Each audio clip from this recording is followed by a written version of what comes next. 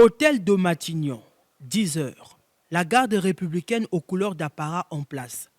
Anatole Koliné-Makosso fait son entrée. Le chef du gouvernement congolais est reçu par Elisabeth Borne, première ministre de la République française.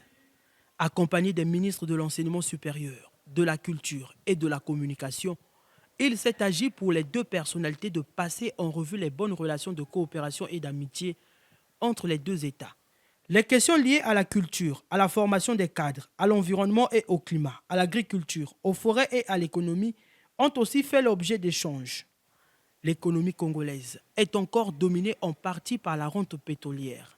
Et Paris veut se positionner dans le processus congolais de diversification de l'économie avec un accent sur la coopération entre les PME et TPE françaises et congolaises. La France et le Congo entretiennent de parfaites relations historiques. Et cette rencontre qui fait suite à celle tenue à Brazzaville au plus haut niveau de l'État entre le président Emmanuel Macron et Denis Sassou Nguesso n'est que l'illustration de l'excellence des relations entre les deux pays. La coopération bilatérale entre nos deux pays, depuis mon dernier passage, souvenez-vous que nous étions venus ici en août 2021 dans un contexte marqué par la reprise des négociations avec le Fonds monétaire international et au niveau environnemental par la préparation de la COP 26.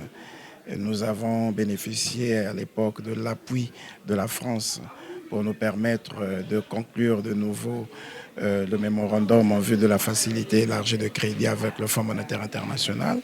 Et il y avait un certain nombre d'échéances que nous devrions de suivre ensemble. Ça nous a conduit aujourd'hui à la 3e revue.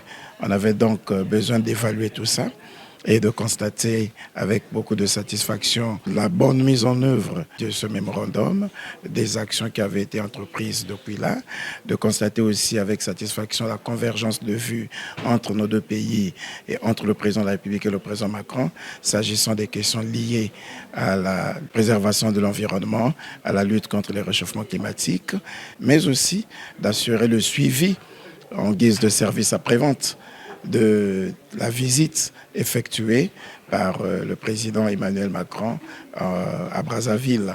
Et nous avons fait aussi le tour d'horizon de la situation politique internationale et de la situation des entreprises françaises qui évoluent au Congo, qui sont confrontées à d'énormes difficultés, et les engagements pris par le Congo de parvenir à la réduction de la dette commerciale au profit de ces entreprises. Près d'une heure d'échange après, le Premier ministre a pris congé de son hôte sur une note plus que positive.